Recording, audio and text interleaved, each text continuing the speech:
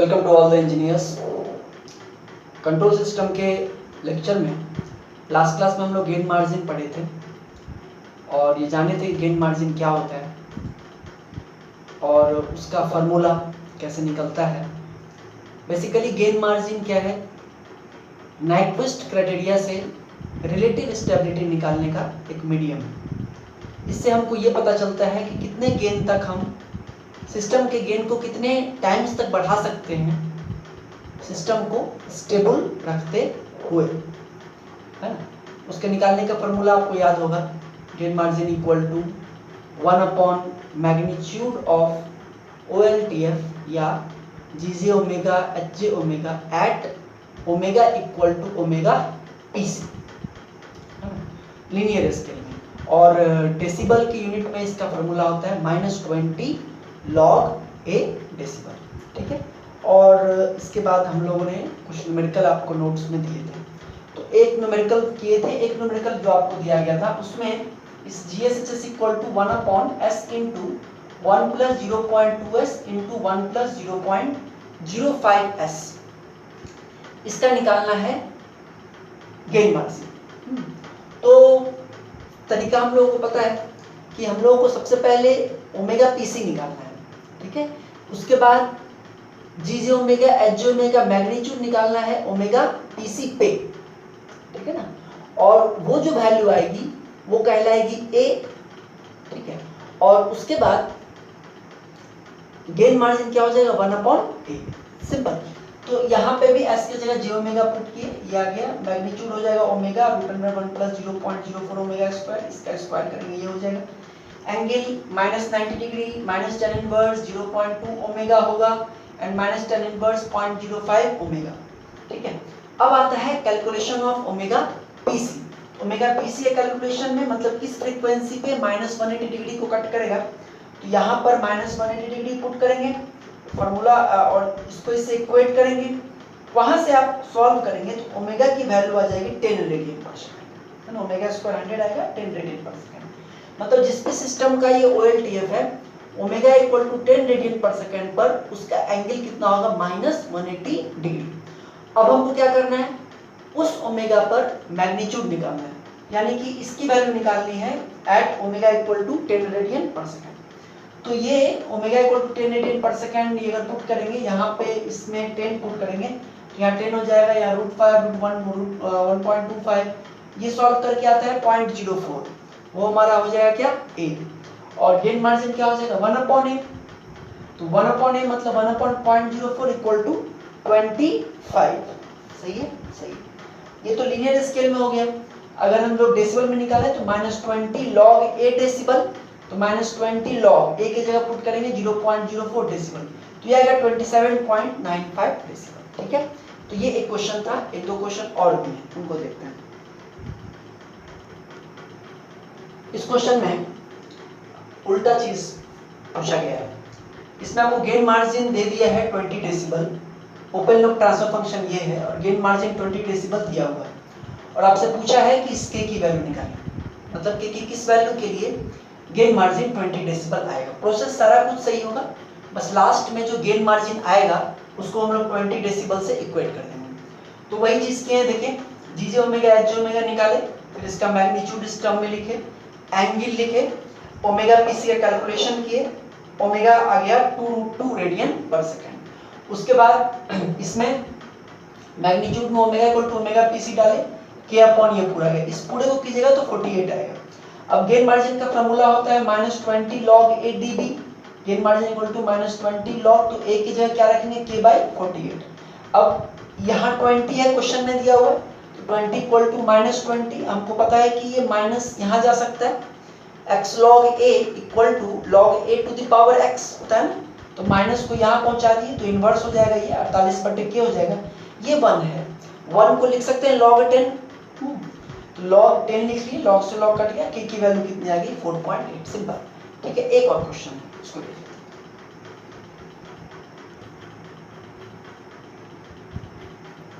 ये क्वेश्चन था कि GSHS equal to 1 upon S into S+1, इसके लिए गेन मार्जिन निकालना। तो हम लोग सेम प्रोसेस से चले, GJ omega HJ omega equal to 1 upon J omega 1 plus J omega, magnitude 1 upon omega into root under 1 plus omega square, angle -90 degree minus tan inverse omega. अब जब हम लोग अगले स्टेप में ओमेगा पीसी को निकालने के लिए आगे बढ़ते हैं, कैलकुलेशन ऑफ ओमेगा पीसी, तो यहाँ पे -180 डिग्री पुट के, यहाँ पे -90 डिग्री, यहाँ माइनस tan इनवर्स ओमेगा, ये इधर आएगा, यहाँ हो जाएगा -90 डिग्री। यहाँ से जब आप ओमेगा निकालिएगा तो ओमेगा आएगा इनफाइनाइट रेडियन पर सेकेंड। मतलब कुछ ऐसे क्वेश्चंस, देखिए एक तो बात ये भी दो पॉइंट है। एक पॉइंट ये है कि जो भी हम लोग गेन मार्जिन या फेज मार्जिन निकालते हैं, ये हम लोग सिर्फ और सिर्फ निकाल सकते हैं ऐसे सिस्टम्स के लिए जिनका OLTF open loop transfer function stable हो, है ना, समझ में आ रही बात। ये कुछ कंडीशंस है गेन मार्जिन और फेज मार्जिन, नोट्स में भी आप पढ़े होंगे, लास्ट लेक्चर में भी था। गेन मार्जिन और फेज मार्जिन दोनों ही सिर्फ उन्हीं सिस्टम्स के लिए अप्लाई हो सकता है जिनका open loop transfer function stable हो। इसका मतलब क्या है कि जिसके open loop poles right side में हो। मतलब अगर यहाँ -1 रहता, पोल्स लेफ्ट साइड में हो, मतलब जैसे यहाँ पे अगर -1 रहता तो पोल्स राइट साइड में हो जाता, तो क्या बोलते कि ये OLTF अनस्टेबल है। तो अनस्टेबल OLTF वाले सिस्टम्स के लिए गेन मार्जिन और फेज मार्जिन डिफाइंड ही नहीं है, डिस्क्राइब्ड ही नहीं है, बिल्कुल भी नहीं, ठीक है ना। सिर्फ और सिर्फ उनके लिए जिनका OLTF क्या स्टेबल हो, मतलब OLTF के जो पोल्स हो वो लेफ्ट साइड में। एक बात। दूसरी बात, अगर सपोज जैसे इसमें पोल्स लेफ्ट हैंड साइड में है, OLTF स्टेबल है, लेकिन अगर कैलकुलेशन के दौरान ओमेगा पीसी या omega GC, phase crossover frequency या गेन क्रॉसओवर फ्रीक्वेंसी, दोनों में से कोई भी अगर इंफिनिटी हो जाए, omega equal to infinite radian per second, तो इस केस में भी हम लोग कहेंगे कि gain margin and phase margin are not defined. अब इसके बाद एक और छोटा सा पॉइंट है कि मान लीजिए कि अगर किसी सिस्टम के लिए आपको दिया जाए कि ऑब्जेक्टिव का ये पॉइंट है सिंपल सा, कि किसी सिस्टम के लिए ओमेगा पीसी जो है वो सपोज 10 रेडियन पर सेकेंड है और ओमेगा जीसी जो है वो 15 रेडियन पर सेकेंड है, बस इतना ही बोला है, ठीक है। ओमेगा पीसी मतलब phase crossover frequency 10 radian per second है और omega GC 15 radian per second है। और इसी बेसिस पर आपसे पूछ रहा है कि बताइए अगर किसी सिस्टम का ऐसा है पीसी और जीसी, तो सिस्टम स्टेबल होगा कि मार्जिनली स्टेबल होगा कि अनस्टेबल होगा कि डाटा इनसफिशिएंट है। सिर्फ पीसी और जीसी को देख करके क्या आप बता सकते हैं कि सिस्टम स्टेबल होगा, अनस्टेबल होगा, मार्जिनली स्टेबल क्या होगा, तो बता सकते हैं। कैसे, देखिए सिंपल सी बात है जो हम लोग पढ़ भी चुके हैं, इसमें समझने में ज़्यादा दिक्कत नहीं होगी। कि जैसे कि ये है मान लीजिए, ठीक है ना, और ये एक हम लोग 1 रेडियस मान के ये ले लिए, दिस इज 1 -1 प्लस जी, ठीक है, 1 रेडियस मान के एक सर्किल ले लिए। और किसी सिस्टम का जो नाइक्विस्ट प्लॉट है वो कुछ ऐसा है,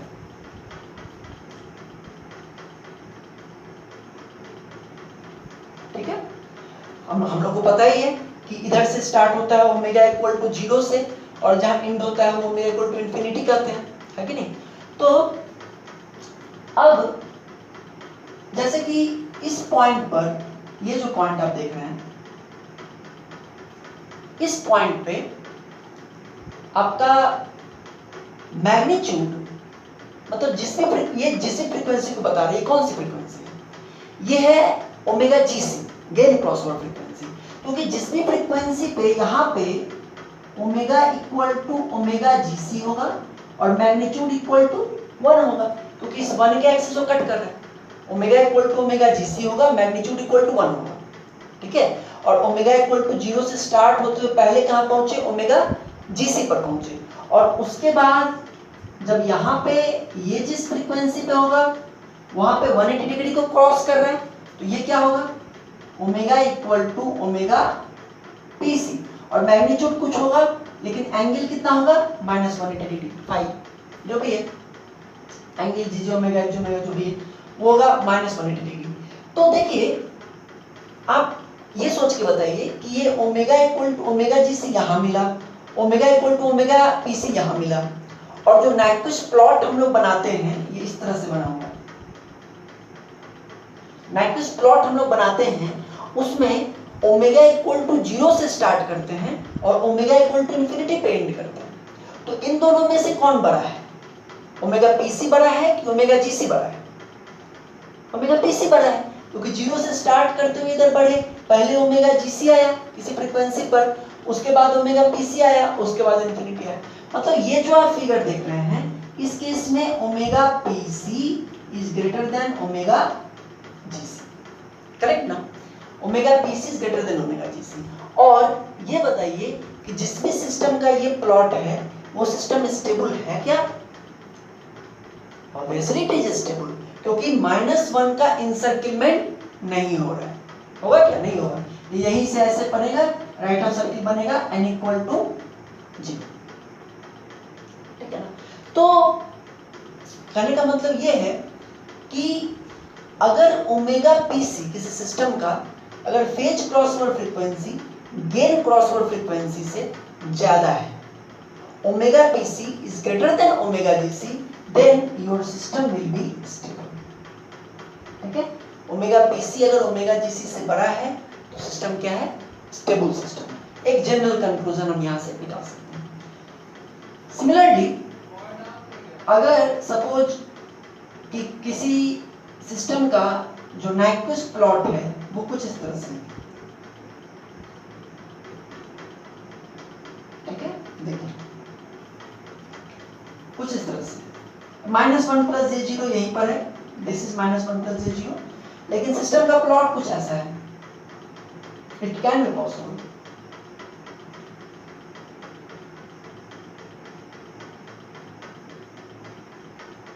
ऐसा कुछ, ठीक है ना? तो आप ये बताइए कि इस जिस भी सिस्टम का ये प्लॉट है उस सिस्टम का ओमेगा पीसी कहाँ है? ओमेगा पीसी वो फ्रीक्वेंसी होती है जिस पर कि प्लॉट -180 डिग्री को क्रॉस करने वाला होता है। ओमेगा पीसी कहाँ है? यही तो है omega PC, this is omega PC. और ओमेगा जीसी कहाँ है? ओमेगा जीसी वो फ्रीक्वेंसी होती है जहां पर कि मैग्नीट्यूड होता है 1, तो मैग्नीट्यूड तो 1 यहां पर है, उसके पहले मैग्नीट्यूड 1 से ज्यादा है, यहां पे 1 है ना? ओमेगा जीसी भी यहीं पर होगा। तो omega PC is equal to omega GC, और जिसमें भी 1 पे क्रॉस करता होता है, जो भी नाइक्विस्ट प्लॉट 1 से ही पास करता है उसको क्या कहते हैं? MS, marginally stable. तो एमएस का एक कंडीशन और आपको क्या पता चला? Omega PC equal to omega GC, ठीक है? तो ये भी एक ऑब्जेक्टिव पॉइंट ऑफ व्यू से आपको ध्यान रखना है। अगर ओमेगा पीसी बड़ा है ओमेगा जीसी से तो इसका मतलब है कि सिस्टम आपका स्टेबल है। अगर ओमेगा पीसी ओमेगा जीसी के बराबर है तो मार्जिनली स्टेबल है, और उल्टा हो जाए तो अनस्टेबल। वो भी देख लेते हैं। देखिए सपोज कि सिस्टम कुछ इस तरह का है, उसका नाइक्विस्ट प्लॉट कुछ ऐसा है, हम आपको दिखा रहे हैं।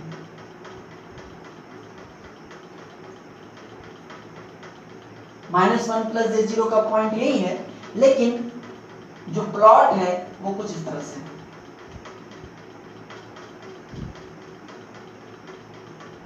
कुछ ऐसा है। अब बताइए, है ना?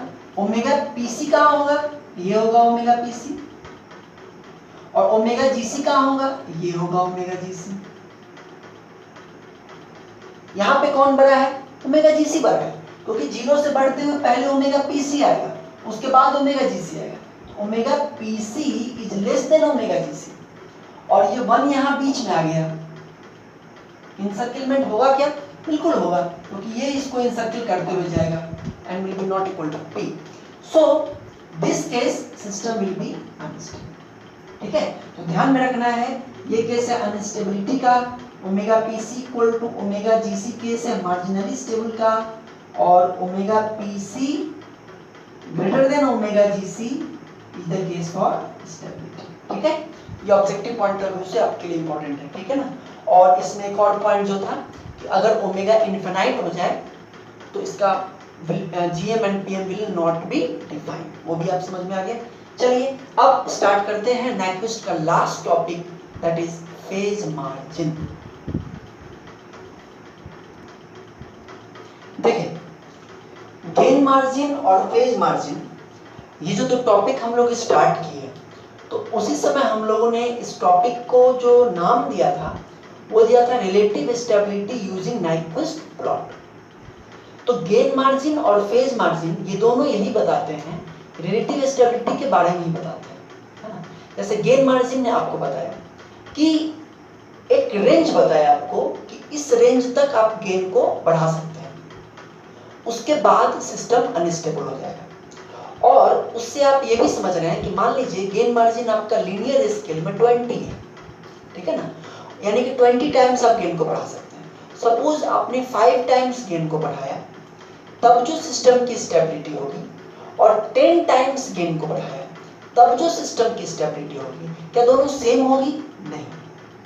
सिस्टम 20 टाइम्स तक स्टेबल रहेगा, लेकिन जैसे जैसे हम उस 20 को अप्रोच करेंगे वैसे वैसे सिस्टम अनस्टेबिलिटी की तरफ बढ़ेगा। समझ में? तो ये गेन मार्जिन से हमको ये एक आइडिया लगता है। सिमिलरली फेज मार्जिन में कुछ वैसा ही चीज है, ये भी आपको वही चीज बताएगा। देखिए जरा, मान लीजिए ये एक सिस्टम है, एक स्टेबल सिस्टम है, जिसमें कि आप देख रहे हैं ओमेगा जीसी यहीं पर आ गया और ओमेगा पीसी यहाँ पर आया।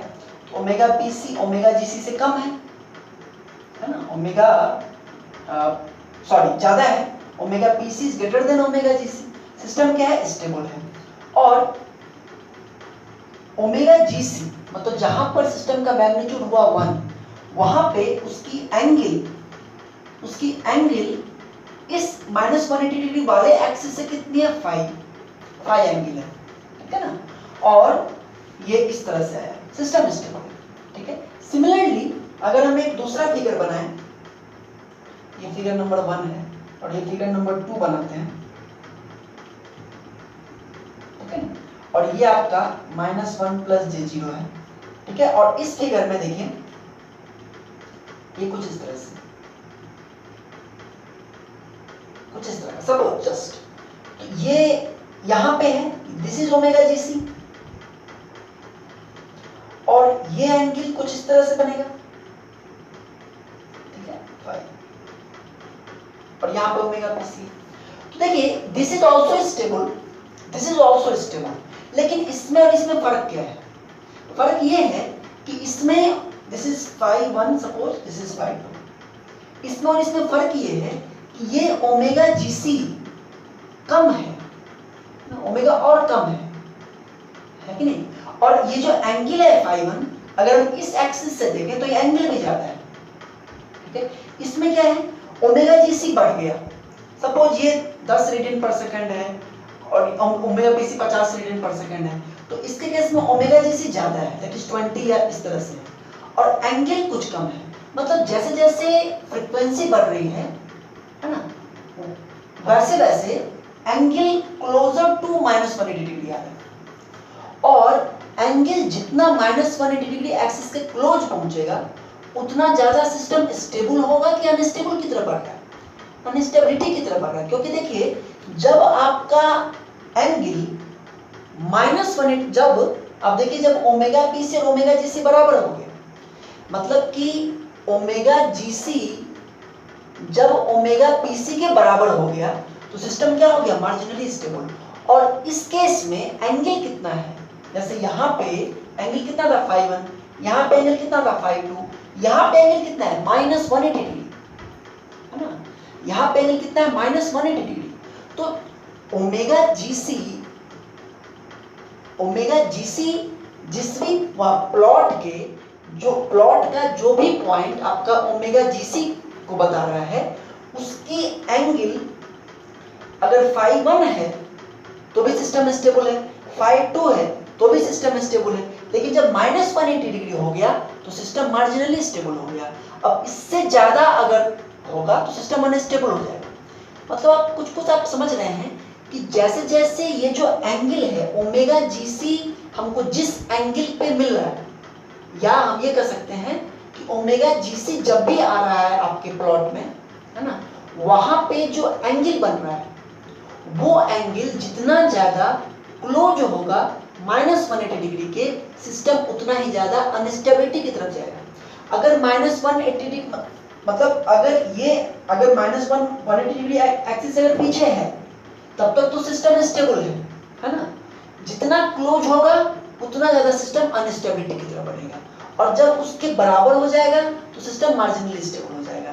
और जो हम लोग वहां पे फिगर बनाए थे लास्ट इसमें आपको स्लाइड में जो भी है कि लास्ट की ऊपर जब चला जाता है, तो जब ये ऊपर चला जाएगा तो सिस्टम अनस्टेबल होगा, ठीक है ना। तो फेज मार्जिन से भी आपको पता चलेगा, जैसे कि मान लीजिए किसी सिस्टम का जो गेन क्रॉसओवर फ्रीक्वेंसी है वो गेन क्रॉसओवर फ्रीक्वेंसी जहां पर है वहां पर अगर एंगल सपोज 60 डिग्री आ रहा है, ठीक है ना, और मान लो किसी दूसरे गेन पर, उसी सिस्टम का किसी दूसरे गेन पर जो एंगल आ रहा है ओमेगा जीसी पे, जो एंगल आ रहा है वो 30 डिग्री आ रहा है, 30 डिग्री आ रहा है, तो 30 डिग्री वाला जो केस है वो भी स्टेबल है, क्योंकि अभी वो इसके क्लोज नहीं आया, वो भी स्टेबल है, लेकिन वो 60 डिग्री वाले के कंपैरिजन में लेस स्टेबल है, ठीक है ना। 60 डिग्री वाले कंपैरिजन में लेस स्टेबल है। जितना हम ज्यादा इससे दूर रहेंगे उतना ज्यादा सिस्टम क्या होगा, स्टेबल होगा। तो इस तरह से फेज मार्जिन भी जो है आपको रिलेटिव स्टेबिलिटी के बारे में एक आइडिया देता है, ठीक है। मान लीजिए किसी गेन पर ये एंगल 60 डिग्री जब अभी बताया और किसी पर 30 डिग्री, तो 60 डिग्री वाला जो गेन का जो केस है वो ज्यादा मोर स्टेबल है, तो रिलेटिव स्टेबिलिटी को बताया। बात समझ में आ रही है। तो फेज मार्जिन होता क्या है? देखिए फेज मार्जिन वो एंगल है जो कि मतलब जैसे ये आया ना φ1, यही φ1 ही फेज मार्जिन है, लेकिन इसको डिफाइन करते हैं तो ये बोलते हैं कि phase margin is that angle, है ना, which is when added to this point omega equal to omega gc। मतलब नोट्स में लिखा हुआ है आपको, फेज मार्जिन वो एंगल है जिसको कि जब इसमें हम ऐड करेंगे, मतलब इसमें ऐड करेंगे मतलब क्लॉकवाइज डायरेक्शन है, जिसमें या फिर एंटी क्लॉकवाइज तो जितना घटाएंगे ताकि ये -180 डिग्री के क्लोज पहुंच जाए, मतलब अनस्टेबल होने के लिए जितना और एंगल चाहिए, जैसे 60 डिग्री है ना, तो जो 60 डिग्री था उसमें अगर हम क्लॉकवाइज डायरेक्शन में 60 डिग्री और ऐड करें तो वो यहां पहुंच जाएगा अनस्टेबल। 30 डिग्री है इसमें, 30 इस तरफ अगर 30 डिग्री और क्लॉकवाइज में ऐड कर दें इसमें तो ये यहां पहुंच जाएगा, तो सिस्टम क्या हो जाएगा, मार्जिनली स्टेबल। उसके बाद क्या हो जाएगा, अनस्टेबल। तो फेज मार्जिन का डेफिनेशन वो है, बट प्रैक्टिकली अगर देखें तो phase margin is equal to φ1 और φ2, है ना। ओमेगा मतलब क्या हुआ कि omega equal to omega GC पे, omega equal to omega GC पर जो एंगल होगा वही क्या होगा, omega equal to omega GC पर जो एंगल होगा वही नहीं होगा, sorry, omega equal to omega GC पर, तो देखिए omega equal to omega GC मतलब इस पॉइंट का अगर हम एंगल निकालना चाहें तो टोटल एंगल तो कैसे निकलेगा, इस पॉइंट का अगर हम एंगल निकालना चाहें तो ये इस पॉइंट का जो एंगल होगा, मतलब ये हम बात कर रहे हैं फेज मार्जिन, तो ये आप समझ रहे हैं कि ये φ1 है ना, φ1 है, लेकिन इसको निकालेंगे कैसे जैसे कि गेन मार्जिन में था कि gain margin equal to 1 upon magnitude of GJ omega H J omega at omega equal to omega PC, ये था। तो हमारे पास एक तरीका था कि पहले ओमेगा पीसी निकाल लो, उसके बाद मैग्नीट्यूड वाले में omega equal to omega PC put करके आंसर निकाल लो, ए निकाल लो, फिर 1/a कर दो, गेन मार्जिन निकल जाएगा। तो सिमिलरली कुछ वैसा प्रोसेस है। फेज मार्जिन का डेफिनेशन क्या है, डेफिनेशन ये है कि omega equal to omega GC पर जो एंगल आ रहा है उसमें कितना और ऐड करें ताकि ये -180 डिग्री के बराबर हो जाए, इस तरह से कुछ है, यानी Pn इक्वल टू φ1 है। अब इसको निकालेंगे कैसे, ठीक है, निकालेंगे कैसे, तो देखिए आपको इस एंगल को निकालना है, ठीक है ना। अब जब omega equal to omega GC है ना, उस समय एंगल कितना होगा, माइनस ये कैसे जा रहा होगा, ओमेगा इक्वल टू 0 पे कुछ एंगल होगा, है ना। जब इसको पोलर प्लॉट आपने किया होगा, जब स्टार्ट किए होंगे तो ओमेगा इक्वल टू 0 पर कुछ फाई आया होगा और एंगल कितना आया होगा, -90 डिग्री, है कि नहीं। फिर उसके बाद बढ़ते बढ़ते -180, फिर यहाँ पे जो भी -270 पर आ रहा है कि नहीं। तो यानी कि इस पॉइंट पर अगर हम कहें कि angle GJ omega H J omega at omega equal to omega G C, ये इस पॉइंट पे एंगल कितना होगा। तो देखिए ये 90 डिग्री है, -90 डिग्री, दिस इज 90 डिग्री, है ना। और ये एंगल क्या होगा, दिस एंगल ये पूरा 90 डिग्री है, तो ये एंगल होगा 90 डिग्री -5, है कि नहीं। इस पॉइंट पे इस पॉइंट का एंगल कितना होगा हम वो जानना चाह रहे हैं, ठीक है ना। तो इस डायरेक्शन में अगर चलें तो ये हो जाएगा 90, -90 होगा, क्लॉकवाइज देख रहे हैं, क्योंकि माइनस में ही होगा। और इसका कितना होगा 90 डिग्री -5, ये ∅1 है, तो ये कितना होगा 90 डिग्री -∅1। तो angle GJ omega H J omega, है ना, at omega equal to omega G C. तो ये एंगल अगर निकालेंगे, देखिए हम आप ऐसे सोच रहे हो कि सर इधर से क्यों नहीं निकालना है, 180 प्लस ∅1, ये तो ओमेगा, बिल्कुल सही बात है, ये 180 डिग्री प्लस ∅1 भी होगा, है ना। अगर हम इधर से देखें तो कितना होगा 180 degree plus ∅1 angle GJ omega H J omega, है ना। लेकिन एक्चुअली में जब हम लोग इसको, वही बता रहे थे, एक्चुअली में जब हम लोग इसको प्लॉट किया होगा तो ओमेगा इक्वल टू 0 पे एंगल आया होगा -90 डिग्री, उसके बाद बढ़ा होगा एंगल, बढ़ के किसी टाइम में -180 हुआ होगा, फिर -270 हुआ होगा। तो हम वही माइनस के टर्म में ही निकालना चाह रहे हैं, हम इसी तरफ से निकालना चाह रहे हैं। This is also correct, no problem. और इसको अगर आप लेंगे तो कैसे बनेगा वो भी हम आपको बताएंगे। लेकिन एक्चुअली क्या होता है कि जब हम लोग क्वेश्चंस बनाते हैं ना, तो हम लोग ऐसे ही लेके चलते हैं, मतलब माइनस वाले टर्म आता है, -180 डिग्री पुट करते हैं ना ओमेगा जब इक्वेट करते हैं, तो इसलिए दिस इज करेक्ट। तो ये जो वैल्यू होगी, ये देखिए यहाँ का एंगल, ये टोटल एंगल कितना होगा, पहले इसको जोड़ लें तो ये हो जाएगा, या टोटल ये हम जोड़ के हम कर देते हैं, माइनस आ जाएगा तो क्लॉकवाइज चल रहे हैं, इसको ऐड करेंगे, तो 90 डिग्री प्लस 90 डिग्री -1, तो ये कितना हो जाएगा -180 डिग्री प्लस 5। ये क्या आ गया, ये आ गया इसका angle, this is not phase margin, ये इसका एंगल आया है क्लॉकवाइज डायरेक्शन में, ठीक है। और फेज मार्जिन क्या होता है ∅1। तो इसमें क्या करें ताकि ∅1 आ जाए। अगर हम इस पूरे में 180 डिग्री से ऐड कर दें, इस पूरे में अगर 180 डिग्री से ऐड कर दें तो क्या मिल जाएगा, ∅1 मिल जाएगा, यानी फेज मार्जिन मिल जाएगा। तो देयरफॉर यहां नीचे लिखते हैं phase margin equal to ∅1 equal to, इसमें ∅1 ऐड करना मतलब इसमें इसमें 180 डिग्री ऐड करना मतलब इसमें 180 डिग्री ऐड करना। ∅1 इक्वल टू, देखिए angle GJ omega H J omega plus 180 degree, this is the formula phase margin का। फेज मार्जिन का फॉर्मूला क्या है कि ∅1 इक्वल टू एंगल, ये इसमें हम लोग 180 डिग्री ऐड कर देंगे तो मिल जाएगा, angle GJ omega H J omega at omega equal to omega G C plus 180 degree.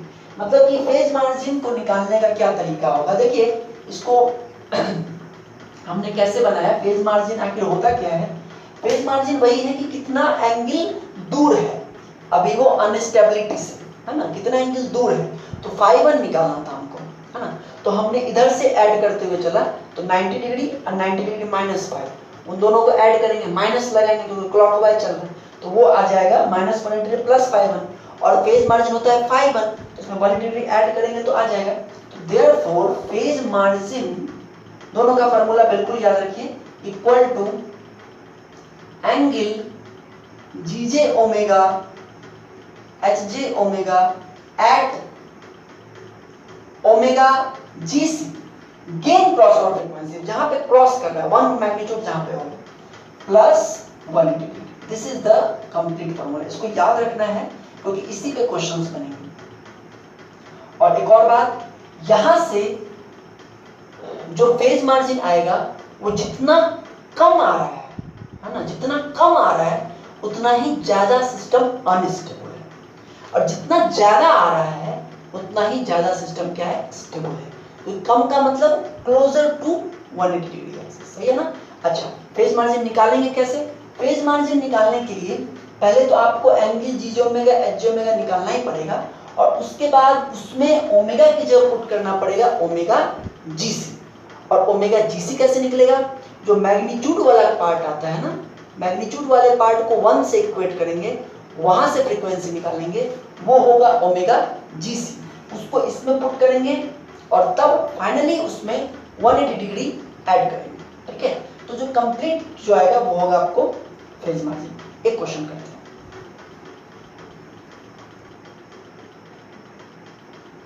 देखिए क्वेश्चन है GSS equal to 1 upon s into s plus 1 into s plus 2।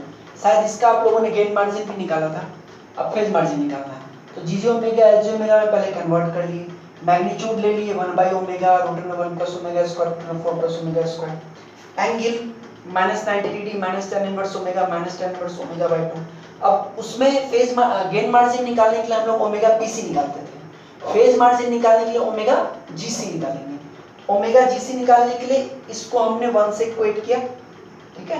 वहां से आप देखिएगा तो omega GC square 1 plus omega GC square 4 plus omega GC square equal to 1। अब ये तो 6 का पावर में चला जाएगा, उतना तो हमारा कैलकुलेटर नहीं कर पाएगा। तो इसके लिए क्या किए, ओमेगा जीसी स्क्वायर को क्या मान लिए, x, ठीक है। x मान लिए, x into 1 plus x 4 plus equal to 1 आ गया। यहाँ से जब आप इसको सॉल्व करेंगे तो एक ही वैल्यू आपको पॉजिटिव आएगी, बाकी सारी वैल्यू निगेटिव आएगी। और निगेटिव का मतलब हो जाएगा कि फ्रीक्वेंसी निगेटिव हो जाएगी, इमेजिनरी हो जाएगा, दैट इज नॉट पॉसिबल। तो पॉजिटिव वैल्यू को लिए x इक्वल टू 0.198, तो ओमेगा स्क्वायर इक्वल टू 0.198, तो ओमेगा जीसी कितना हो गया, रूट अंडर 0.198। अब इस ओमेगा को पुट कर देना है किसमें, एंगल में। तो कि फेज मार्जिन क्या होता है, angle G J omega H J omega at omega equal to omega GC plus 180। तो यहाँ पे आपका एंगल है, इसमें जब आप पुट करेंगे तो -90 degree minus tan inverse angle 0.198 minus tan inverse angle 0.198 by 2। Okay, so यहाँ से जब आप सॉल्व करेंगे तो वैल्यू आएगी -126.53, और उसके बाद फाइनली उसमें 180 डिग्री ऐड करेंगे तो वैल्यू आ जाएगी 53.469 डिग्री, करेक्ट। तो ये है वैल्यू। आप चेक करना चाहें तो इस ओमेगा पर पोलर प्लॉट से भी, या जो हम लोग टेबल बना के चेक करते थे वैसे भी कर सकते हैं। तो यहाँ पे आपका फेज मार्जिन खत्म हो गया और एक तरह से नाइक्विस्ट प्लॉट खत्म हो गया। अब इसमें कुछ क्वेश्चंस और जो हैं जो हम नोट्स में भेजेंगे उसको आप बनाइए। नेक्स्ट क्लास में हम लोग उस प्रॉब्लम का प्रॉब्लम सेशन करेंगे और उसके बाद स्टार्ट करेंगे बोडे प्लॉट, ठीक है। Thank you very much.